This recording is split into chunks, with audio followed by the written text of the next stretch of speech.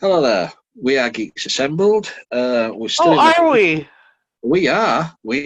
A small gathering today. We're still in the festive season because I don't normally dress like this.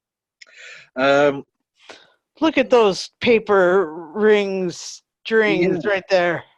yeah. Well, I think someone just give it away what we're talking about. It was supposed to be a secret. Um, yeah, we're talking about one of the UK's more coms. It lasted 3 seasons and two Christmas specials in the 1970s. And we are going to be talking about one of those Christmas specials, which aired in 1975, and it was called No Way Out. We are talking, of course, Porridge, starring, of course, Ronnie Barker, who was a great character actor, comedian, and writer. Um, he didn't write this series. It was Dick Clements and Ian LaFreniere, who was well-known writers in the UK for comedy. So, without further ado, we'll go on opening thoughts with Susan and Alex about No Way Out, the Porridge Christmas special. Over to you, Sue. Well, it's a bit like The Great Escape. There's a tunnel and some blokes digging a way out of a prison, and it's fun. It's quite enjoyable, and yeah, the cast is really great, and it's it's got very snarky comedy, and I'm kind of feeling like the one guy, because of my knee anyway. Only my thing is an actual thing and not just a I want to go to the infirmary for the holidays because it's better than being in my cell. Anyway, so I enjoyed it a lot. Why do you choose these comedies that make me so uncomfortable, mister? Anyway, here we go. Here's Alex. It was, Um, it was purely by chance that I came across this one. That's Yeah. why. well, of course, the Americans stole it again, as usual, in 1975. It was right after Barney Miller on ABC. This version is good. They had a sequel where I guess he finally got released. He finally got to normal, quote unquote, normal life. Yeah. They did a new reboot, of course, because we can't come up with anything original. It's okay. It's not as funny as this. It's not as relatable as this. This is pretty funny. Yeah, there's some racy jokes. I mean, this is before the PC police came into everything, and the social justice warriors came into everything. Um, but It's again, I when mean, it's when comedy was allowed to be funny. well, I mean, again, people are forgetting that, there's also the reality of taking things too far. I mean, you can make fun of something, you can satirize something. When you're being cruel, that's different. That's not comedy anymore. So I think people are forgetting the lines as well. Is that there's a way to make fun of something without being cruel, without being, vicious, evil, or nasty about it. Of course, I don't remember if there was any black people in the show. Yeah. But again, this is 1970s. There wasn't too many black people in the British TV shows, unfortunately, because also the management did not seem to like it. But again, it's not in that world. It's in a very closed kind of world. A lot of the shows were, So except to for speak. Didn't except for science fiction. Oh my God. But yeah, I mean, think a little bit. I don't know. Would you consider this in the same universe as kind of Hogan's Heroes a little bit? No, because this is Hang on, I'm asking Lee too. Go ahead. Well, Hogan's Heroes was World War II prisoner of war camp, wasn't it? Right. Yes. Yeah, so there's a little bit of a similarity to it. Yeah, being locked up, I suppose. But And that's where it stops, I suppose. Mm. Well, what about Dad's Army? I mean, I know a lot of people like that. Somehow that's had a big fan base. I don't quite see it myself, but Yeah, Dad's Army is one of the most successful sitcoms, along with this. yeah, Yeah, but this one was chosen because yeah. we've never spoke about Porridge or even Ronnie Barker. Yeah. Now, is he? Does he? To me, he reminds me a little bit of David Jason, and David Jason was in the series later, I guess. Yeah, David Jason appeared in a couple of episodes as the old man Blanco, Yeah. what makeup on. So, I mean, you have Only Fools and Horses. You have the one that he plays a cop. I can't remember the name right now. A detective. He Oh, was the yeah. Yeah. He was the original Danger. He was the famous Danger Mouse cartoon Oh, yeah. voice. They rebooted that as well with Yeah. a different voice. But yeah, to me they look a little bit alike. They seem to be very similar in terms of their hair and their voice and the looks and all that. Did you like the reboot at all? Did you see the reboot? I saw the reboot. It wasn't funny Yeah, in my opinion. The reboot was about. It was supposed to be about Fletcher's grandson right, going to prison. right. Yep. But for me, it wasn't funny. Well, I This, mean, yeah. this is funny. Mm. Uh, Well, I mean, don't forget too that we're talking about the '60s to the '70s to now. I mean, yeah, obviously now with the reality TV and the documentaries and all that, prison is a lot more of a gruesome warped place than even these shows could, oh show. yeah, yeah. And also, what we're talking 40 years, kind of a span of 40 years, back and forth from when this was filmed to when it was aired. And of course, there's going to be some similarities. It's going to be a little bit relatable, but 45 years is a long time. I mean, the span of it, you know what I mean? But that's the other thing too, is that with the internet and with the Facebook and all that, you can learn something in 10 seconds, not like it is here in the 60s and 70s where it might take you, 8 years to learn one thing that you can do now in 20 seconds. You can, back then you had to use the TV or the radio to get your news. Sure. Yeah, whereas now it's 10 seconds. But this show wasn't very long lasting. I mean, it was only like, what is it, 20 episodes or 21 episodes?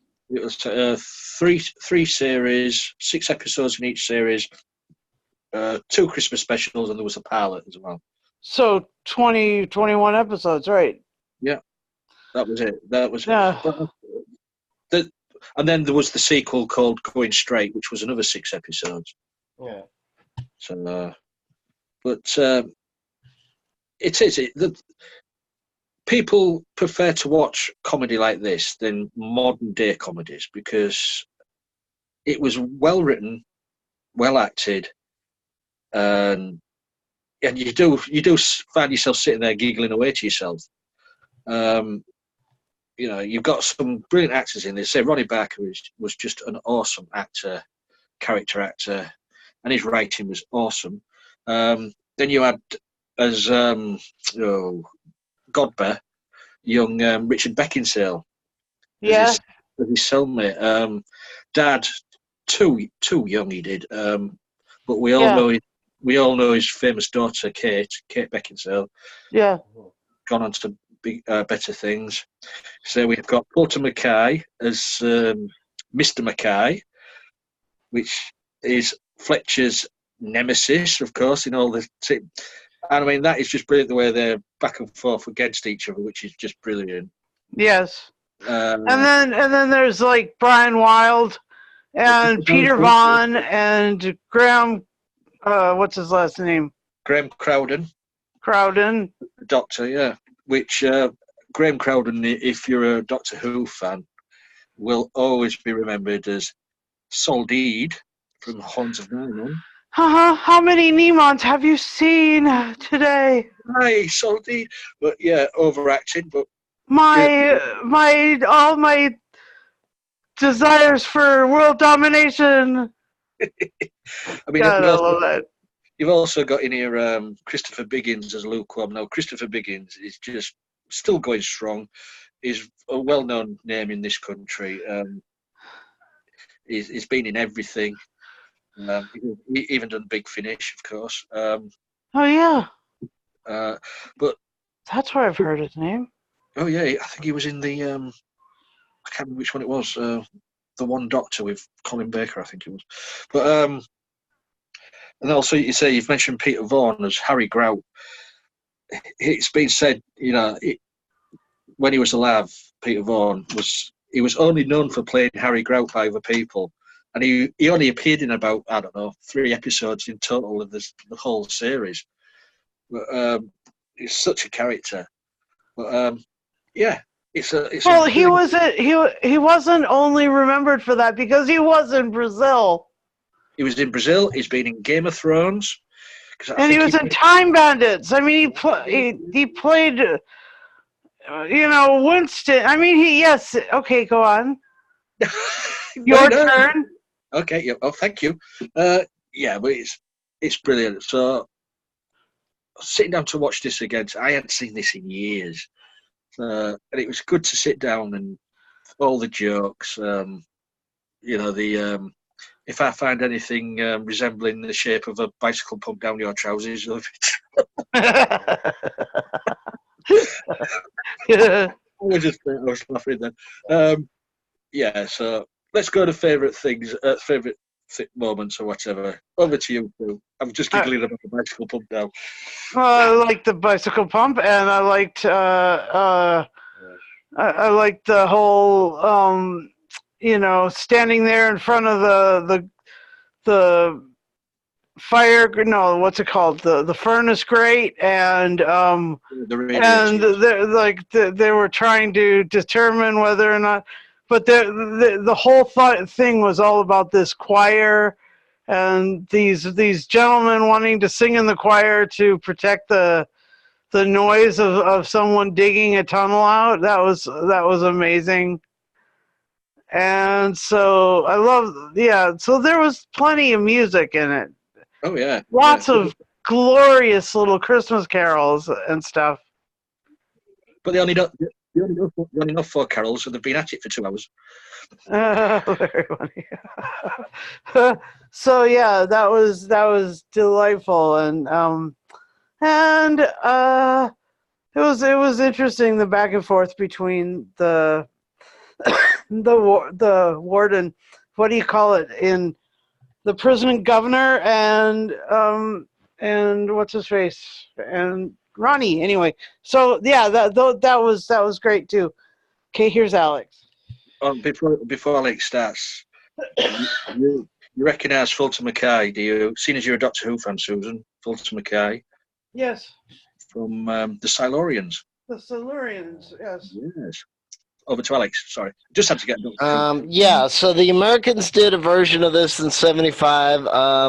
They did about 23 episodes. It was right after Barney Miller. What was that one called again? What was it? On the Rocks, I believe it was called, with Tom Poston, who was a very famous character actor and a very famous game show participant. Unfortunately, I was not able to find any episodes online anywhere.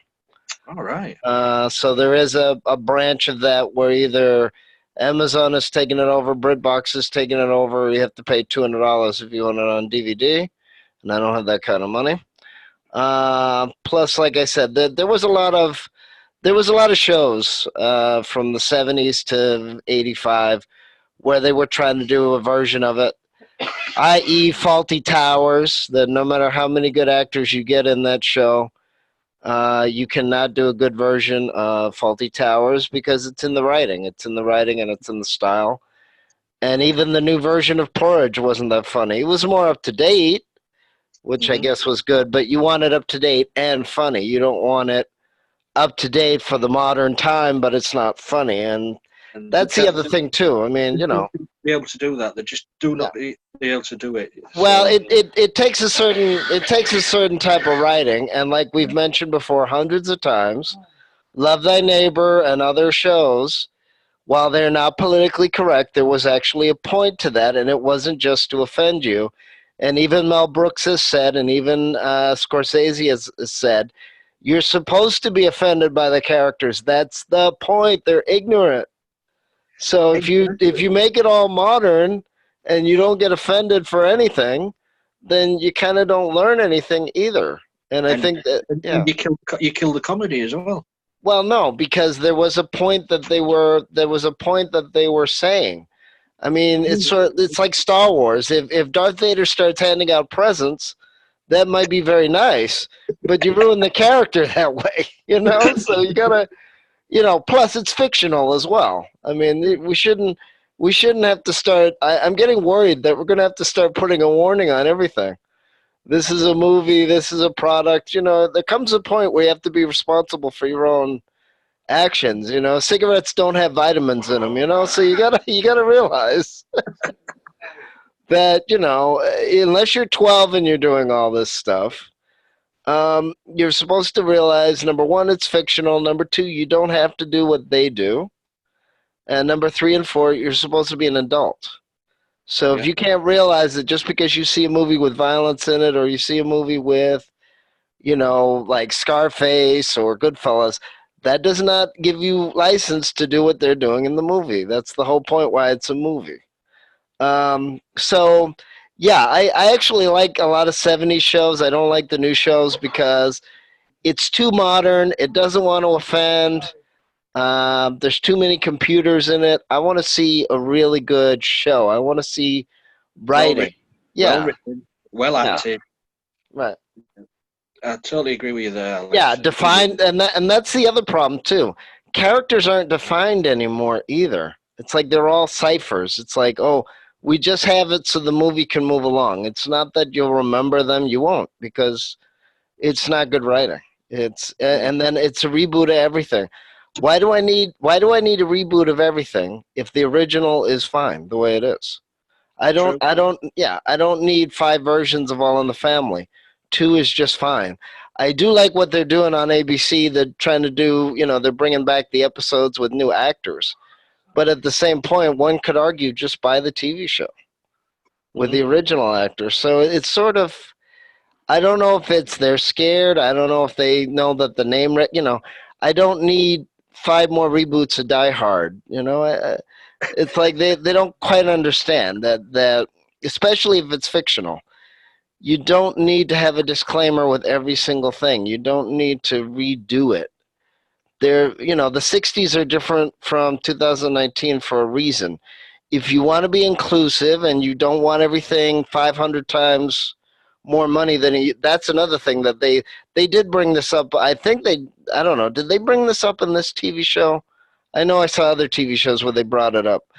That the Americans, it took a long time for the Americans to realize that if you're in prison, they actually fine you to death because they know that you're a felon, and a lot of companies won't hire felons in America. So you have to work in prison, and you have to work in prison to pay for your food or pay for your books or whatever. If I remember right, there's episodes where they are working like on the farm and stuff like that. So I'm guessing they do get sort of paid. And, But at least in the UK, you don't have to work for food and work for your bedding and stuff. Yeah. But in some states you have to work for everything. No, some countries like Mexico, I went to women's prisons and men's prisons in Mexico, and when you end up in prison in Mexico, your family has to support you. They have to send you either money for food or all of your necessities, your clothing, there's no state support. Once you're in prison, you're just basically, you'll either starve to death or your family will have to provide. It's amazing. It's really a different system than we're used to. I don't know. And my friend, or a man that I knew in Redding, California, Paul Manwaring was governor of like 4 different prisons in the UK, and that was what he did. He was a nurse, and then he became a governor, and then he moved to California, where I met him, and he was a prison governor in the UK.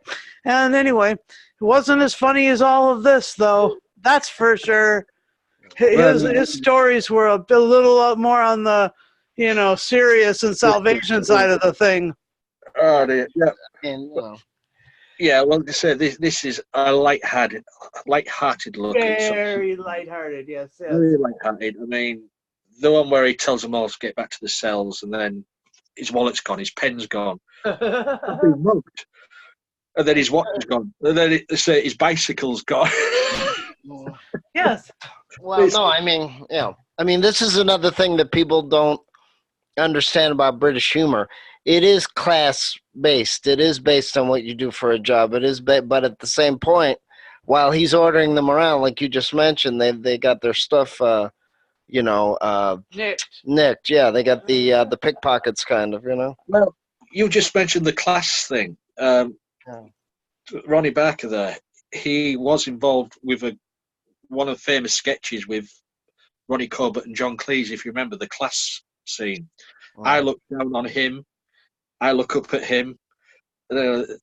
If you've ever seen that sketch, check it out. It's about class, different classes, middle class, worker, and upper class. Yeah. So yeah, it is about class. Yeah. So I mean, but again, Americans, they don't want to listen to that. I mean, it's still true. But it is. And in the real world, yes, we're all on the same planet. We're all going to be born. We're all going to die. That we're all equal. Okay. Mm-hmm. But the Americans don't realize, like, for instance, if you work at McDonald's, they view you differently than if you work at the Sharper Image, or if you work for the city, or if you work for the state, or if you work for the feds. I mean, technically, yeah, they're all jobs, and all that. But it's a different – people forget, too, there's different levels. Just like I like the Fast Show because they were debating, like 4 men sitting at a table debating about, did you go to what's the words there, Lee? Did you go to public school? Did you go to comprehensive public school? Did you then one person goes, I was schooled at home by my teacher parents, So they're all debating as to, who's the better class and all that, Yeah, I'll totally agree. Yeah. So any favorite moments from this episode? Well, I've mentioned some. Oh yeah. The yeah, we all have, to be honest. So go for it. There is the right at the end where McCarr wants to know what he did with all the soil. Yeah. Yeah. Oh, yeah. They dug another hole and put it in that one. Just classic writing. It's and so I really did like. I mean, he said Ronnie Barker's no longer with us, but he's been involved with some of the most famous British sitcoms. You say you've got Open All Hours, you've got Porridge. You say the two Ronnies. The 2 Ronnies as well. Just awesome. And he also as well. He did his last TV series was called in 1988 called Clarence. I don't know if you've ever seen that one. Yeah. It was about. Well, he wore these great big thick glasses. He was as blind as a bat, but he was a removal man. It was a story. It was sort of 6 episodes series, but that was quite funny. He couldn't see anything. That was hilarious. But Ronnie Barker was a genius. Yes, a comedy genius. And yes, I can see that. And Porridge for me is on top of all what he did. This was for me his best role. But he didn't write this one, as I say. What was it? Dick Clements and Ian Lafreniere wrote this. Well-known names in comedy writing. I think they do How Vida Sing a Pet. I'm sure they did. But, yeah. So, any final say or anything else you'd like to say before we score? I guess I'm gonna have to check out the 2 Ronnies, but yeah, Thanks for connect. Hold on that. Thanks for putting it on the table to watch Porridge because oh my heavenly days. The complete series. So Apparently that's a rather long like there's many things in that. Oh yeah. Many episodes. Yes. Where are we? Like 90 some episodes? 12 series and Christmas specials. Yes. So I'll have to check it out. And thanks for turning us on to Porridge, Mr. Wilson. Yeah, and if you fancy watching any more episodes, Susan, they're on where I found them before, Daily Motion. Oh, nice. Yep. No, I guess I'm a weird guy, but I just love the 1970s sitcoms and 1960s because the writing is actually good. Yeah. Just like this actually reminds me in a way. I saw, even though some parts of this TV show I get a little bit angry at, the Family Affair sitcom with the two girls and the two guys with the father, and then Mr. French as the valet. And I remember seeing a partially Christmas episodes of that, and the episode of the teenage daughter trying to go to etiquette classes and things. So it is kind of funny how they've rewritten it if you think about it from now to then. Yeah. But I just love the 70s, the 60s and 70s sitcoms. So had you heard of Porridge? Yeah, I've heard of Porridge before. They played it here in Massachusetts. Unfortunately, it wasn't very popular. I think it was too close to home. They didn't want to think about prison. They didn't want to think about, the class warfare between the Well, no, but I mean, again, in a way, it's a good thing about America. In a way, it's a bad thing about America. They don't want to admit that people are working really hard for almost nothing, or you get taxed to death. I've had years like that too, where I worked for like 8 months and I ended up not even getting a tax refund.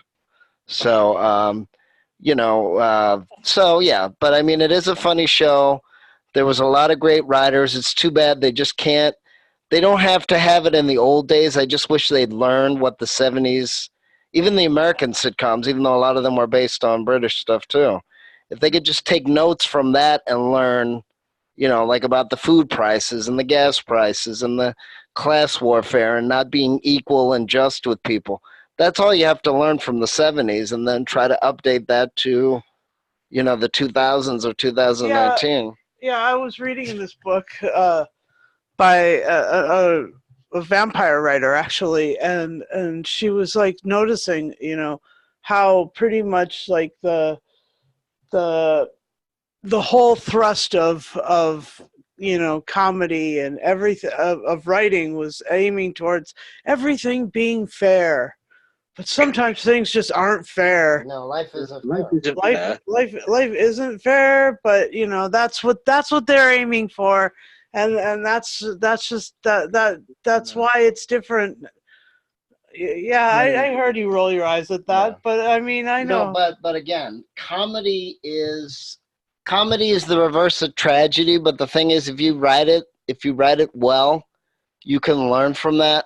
Like there were episodes even in America where they had the character going, I've been in prison and now I can't function. I can't be outside in the regular world because I'm so used to prison and how they operate. Yeah. But these they always say, don't they, a good tragedy writer writes good comedy. Right. But these blokes were able to and willing to work on the outside of the prison. They were trying to escape. I mean, that's the difference, right? Right. Yeah. So, shall we say final says and scores then? Yeah. Oh, and what I do like about this series, not just this episode, but the series, is when Lenny Godber comes, the young guy at Beckinsale, arrives and he's put into the cell with Fletch. He sort of takes him under the wing and he's teaching him the ways of the prison. He's sort of protecting him from the likes of like Grouty and Mr. Mackay, and those two worked so well together. Ronnie Barker and Richie Beckinsale. They were so good together in this TV series. It's just a shame he died so young. So, Yeah. but anyway, final stage scores. Over to you, Tim. So that's why his daughter became a vampire. Anyway, so yeah, I love this. I'll give this 9 choir members trying to cover up the noise of an escape. Yeah, no, I do like the series. I like the fact that in a slight way it is sort of a modern Hogan's Heroes in a way. I do like the interplay. I do like some of the jokes, even though, like I said, they may not compare too well with 2019, but that's not when this was written. So I give the episode a 7. I'd give the series about 8.5. I'm trying to remember the series when he got out of prison and he's quote unquote living a normal life. But yeah, I mean, and the remake, we give that about a 5 maybe. Ugh, it's really Okay. Remake. Yeah, I enjoy this. I'm with Alex here. I just love all the 70s sitcoms. I really do, because they are so, you can sit down, laugh, have fun, and they did have a message. They did have a message, but you still have to have a laugh with it, and that's what they did. The writers did that, and this is one of the ones of my favourites. Porridge and Say No Way Out is a brilliant example of a good Christmas special episode. I don't know if it's been repeated on TV. I don't know, but I hope it does, because they don't make Christmas shows like this anymore. It's all reality TV shows. It's all cookery programs. I just don't see the point in it now. Christmas Day, Christmas Eve, Boxing Day, whatever. There's pointless watching TV. So this is and that's another show that's on at Christmas. Is pointless. pointless. Yeah, but quiz shows as well. I just don't see. They don't make special TV shows now for Christmas, which is such a disappointment. You used to have all these variety shows and comedy specials, and nothing like that now. It's all soap operas, as I say, cookery programs, quiz shows. Christmas isn't Christmas now. You need to go hat back, take a lesson from what they did back in the day, and try to not reboot, remake, but try to grasp some up from them and write something new. But no, I mean, again, they can't. Again, in a way, everything's already been done. But if the writing is really good, exactly. I mean, there's no disaffected people anymore. Of course there is. There must be. Yeah. Yeah. I mean, so the thing is, in the 60s and the 70s, yeah, you had Norman Lear and other producers, and I don't know about the British producers as well, but they were presenting a point. So at the same time, they were making a point. They were socially conscious, but they were also trying to make a point as well. It's just that they didn't always throw it in your face like they do now. But there's a way to do it. I mean, that's the whole point of different shows, that they can have different shows showing different, and you move from the next level up, I mean, back then they didn't preach to you like they do now. Yeah. They had a story that did the story, but in that story there was something there what you could learn from. Right. Nowadays it's preaching to you, and I don't like that. You have a damn good story and we might learn something from it. That's what anyway, I haven't scored it, have I? Oh dear me. It is, of course, 10 tunnels out of 10. Porridge. I love Porridge, and not just the food. The TV show, I'll do it and say Ronnie Barker is one of my favourite actors. So I'd like to thank you two for discussing Porridge with me. Sure. It's always fun when we sit down and talk about, and we connect with a TV show. you guys out there, please leave a comment. What do you think of the classic Porridge, Ronnie Barker, whatever? Also, if you want to be on it, on one of our casts, just message us. We're here, YouTube, Facebook, Twitter. Just ask. We'll get back to you as soon as we can. It's nice. It's nice if we can get some new, fresh faces and fresh blood for the new year. Hopefully, that is going to happen. Hopefully, fingers crossed. And until then, we'll wish you a Merry Christmas, Happy Holidays, Happy Hanukkah. Have I missed anything out, Susan? Any other festive? No, I was just gonna start singing. Well, Happy holidays. Technically, there's Happy holidays. Yeah, technically, there's Kwanzaa. Oh, the merry bells keep ringing. Happy holidays to you. Happy holidays. Do, do, do, do, do. That's good for views, guys. Happy holidays. The merry bells keep ringing. Happy holidays to you. All right, Alex wants to escape from this prison of my singing now. Yeah. Oh, life is a prison. Bye for now.